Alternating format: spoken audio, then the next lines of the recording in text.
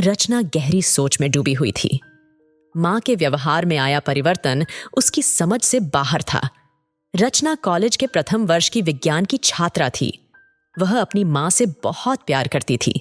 श्रुति भी अपनी बेटी रचना पर जान छिड़कती थी, परंतु रचना श्रुति में पिछले कुछ समय से अजीब सा बदलाव महसूस कर रही थी। पहले मां हर बात उसे प्यार से समझाती थी।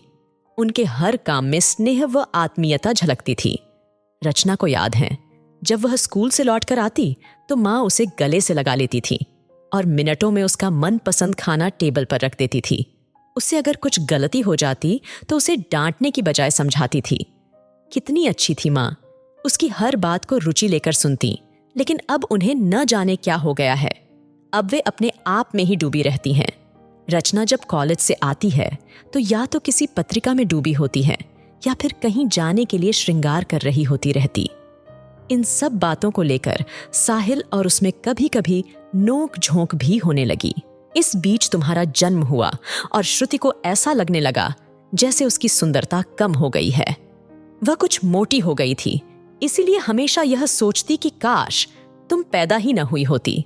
परंतु धीरे धीरे तुम्हारे प्रति उसका मातृत्व जाग उठा और वह तुम में व्यस्त हो गई।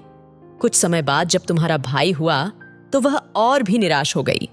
सब तरफ से मिलने वाली प्रशंसा अब बहुत कम हो गई। राजू के जन्म के बाद वह कुछ बेडौल हो गई। वजन भी बढ़ गया। आलस की वजह से उसने व्यायाम की ओर भी ध्यान नहीं दिया और दिन प्रतिदिन और मोटी होती गई। इधर तुम्हारे पापा व्यवसाय में अधिक व्यस्त हो गए, अतः उनका ध्यान भी घर की ओर पहले की अपेक्षा कम हो गया। अब उसे ऐसे वाक्य सुनने को मिलते, श्रुति तुम कितनी मोटी हो गई हो, पहले कितनी अच्छी लगती थी। उससे श्रुति और अधिक निराश रहने लगी। जब उसके बालों में सफेदी झलकने लगी तो उसे डिप्रेशन रहने लगा। उसने बालों को डाई करना शुरू कर दिया। चेहरे पर भी वह अधिक श्रृंगार करने लगी। इधर तुम जवान हो गई, तुम सुंदर भी हो। ऐसे में जो भी श्रुति से मिलता यही कहता, तुम्हारी बेटी तो बहुत सुंदर है, तुम भी कभी ऐसी हुआ करती थीं। वह तुमसे ईर्ष्या करती हो, ऐसी बात नहीं है, पर वह अपने बारे में दूसरों की राय जानकर कुंठित हो जाती है। इसीलिए उसका व्यवहार तुम्हारे प्रति बदलने लगा। बात बात पर तुम पर गुस्सा उतरने लगा। उम्र बढ़ने के साथ साथ उसमें जो परिवर्तन आ रहे थे वह उनसे सामंजस्य नहीं बिठा पाई। उम्र बढ़ने के साथ साथ इंसान के पहनावे में, बोलने चालने में, हर बात में बड़प्पन आ जाना चाहिए, सादगी आ जानी चाहिए। बड़ी उम्र में ये सारी बातें ज्यादा आकर्षित करती हैं, ये बात वह नहीं समझ पाई। नीलेश हमारा सहपाठी था, वह कभी श्रुति पर जान छिड़का करता था। उसकी सुंदरता का बखान करते न थकता था। जब उसने भी ऐसा कहा तो श्रुति बिल्कुल निराश हो गई। रचना के लिए ये सारी बातें नई थीं, परंतु वह समझदार थी, अतः सब कुछ समझ गई। निशा ने रचना के सिर पर स्नेह से हाथ रखकर कहा, तुम चिंता मत करो रचना, मैं उन्हें समझाने की कोशिश करूंगी। दूसरे दिन निशा श्रुति से मिलने उसके घर गई और लंच के बहाने उसे अपने घर ले आई। दोनों ने मिलकर पहले खाना खाया, फिर धीरे से निशा ने बात छेड़ दी, श्रुति तेरी तबीयत ठीक नहीं है? नहीं निशा, बस यूं ही मन कुछ अच्छा नहीं है। क्यों, क्या हुआ? पता नहीं निशा, कुछ भी अच्छा नहीं लगता, बस चुपचाप लेटे रहने को जी चाहता है। किसी से मिलने की बात करने की भी इच्छा नहीं होती। जिंदगी से जैसे कोई चाह ही नहीं रही। श्रुति निराश स्वर में बोली। निशा मुस्कुरा दी। क्या फिलॉसफर जैसी बातें कर रही है?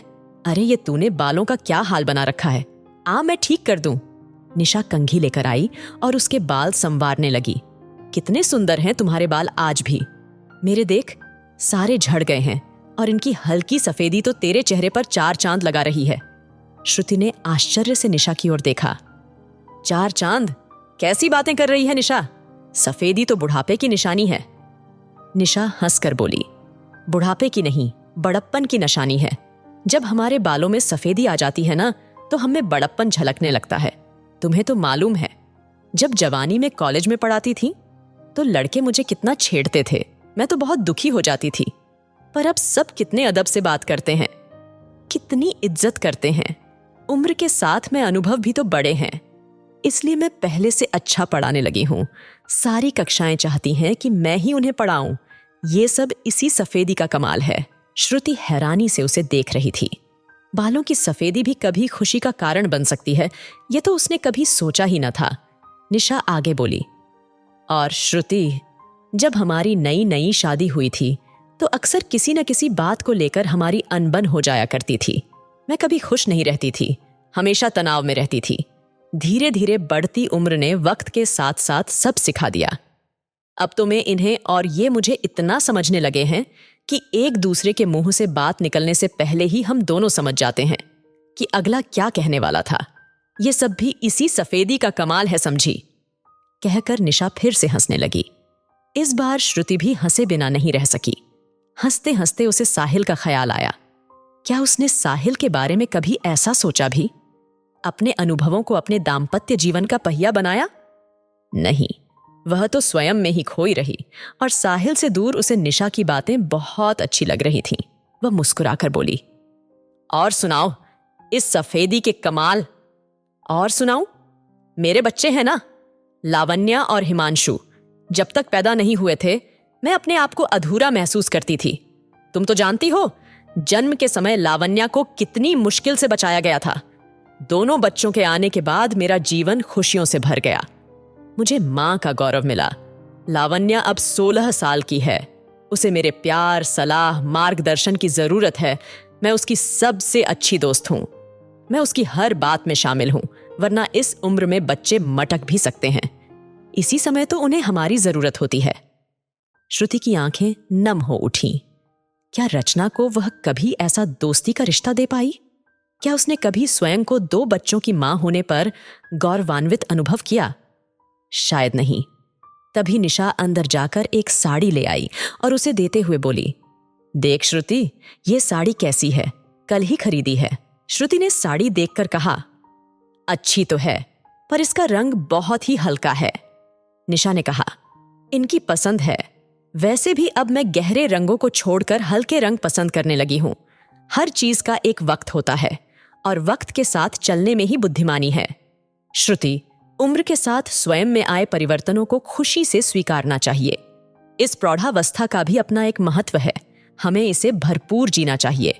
बल्कि मैं तो इसे अपने जीवन का सुंदरतम हिस्सा मानती हूं। और तुम? श्रुति सिसक रही थी। उसकी और निशा की सोच में जमीन आसमान का अंतर था। अपनी सोच की वजह से ही उसने अपना जीवन नर्क बना रखा था। वह कोई जवाब न दे सकी। बताओ ना श्रुति, तुम क्या सोचती हो? निशा ने फिर पूछा। श्रुति ने भीगे स्वर में कहा, निशा, आज तक मैं भटक रही थी। मैं समझने लगी थी कि जवानी खोकर मैंने सब कुछ खो दिया है। पर आज मेरी समझ में आ गया है कि मैं कितना गलत सोचती थी। तुम्हारी बातें सुनकर आज मेरी आंखें खुल गई हैं। आज पता चला कि प्रौढ़ावस्था भी उतनी ही महत्वपूर्ण है। तुम्हारे ढंग से सोचूं तो मैं सचमुच बहुत सुखी हूं। हाँ, अब कुछ अधूरे काम करने हैं जो अब तक न कर पाई। पति और बच्चों को जो अपनापन देना चाहिए था वही नहीं दे पाई, पर अब ऐसा नहीं होगा। श्रुति की आंखों में पश्चाताप के आंसू थे, तो निशा की आंखों में खुशी थी कि वो अपनी प्यारी सहेली को सही राह पर लाने में सफल हो गई थी।